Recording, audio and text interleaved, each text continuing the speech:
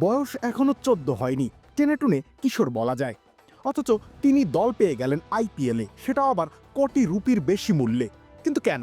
ঘরোয়া ক্রিকেটে চোখ কপালে তুলে দেওয়ার মতো পরিসংখ্যান থাকলেও উত্তর খুঁজতে মরিয়া হয়ে উঠেছিল ক্রিকেট বিশ্ব। সেই আরাধ্য উত্তরটাই মিলছে এবার।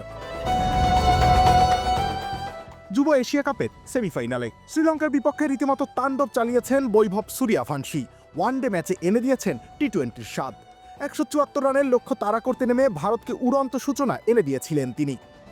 এদিন মাত্র 36 বল ক্রিজে স্থায়ী হয়েছিলেন এই বাঁহাতি, তাতেই করেছেন 67 রান।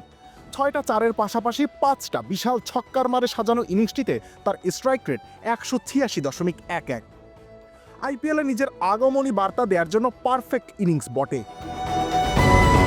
লেবুর সুঘ্রাণ আরো বেশি, ত্বকের যত্ন আরো বেশি, চলে আরো বেশি। আপনার পকেটে কি বিদেশি না বাংলাদেশি? এই প্রতিভাবানের উত্তাপ সবচেয়ে বেশি টের পেয়েছেন দুলনিত সিগেরা। ইনিংসের দ্বিতীয় আর দুলনিতের প্রথম ওভার থেকেই 22 রান আদায় করে নিয়েছিলেন তিনি। হাঁকিয়েছিলেন একটার পর একটা বাউন্ডারি। 22 আর অতিরিক্ত মিলিয়ে সেই ওভারে এসেছিল 31 রান। সব মিলিয়ে 8.3 ওভারের ওপেনিং জুটিতে 91 রান আদায় করে নিয়েছিলেন, যেখানে তার অবদান সিংহভাগ। এর আগে সংযুক্ত আরব আমিরাতের যুব দলের বিপক্ষে 46 বলে 76 রান করেছিলেন বৈভব, সেটাও আবার অপরাজিত থেকেই।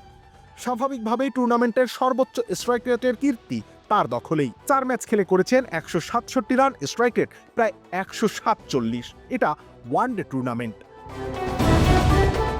রাজস্থান রয়্যালস যে ভরসা দেখিয়েছে বৈভবের উপর, সেটা অভূতপূর্ব। তবে তিনি যেভাবে নিজের সামর্থ্যের প্রমাণ দিয়েছেন, সেটাও কেউ কখনো ভাবতে পারেনি। এখন অপেক্ষা কেবল বড় মঞ্চের, সেখানে নিজেকে প্রমাণ করতে পারাটাই আসল। রুবেল ইসলাম রনি, খেলা 71।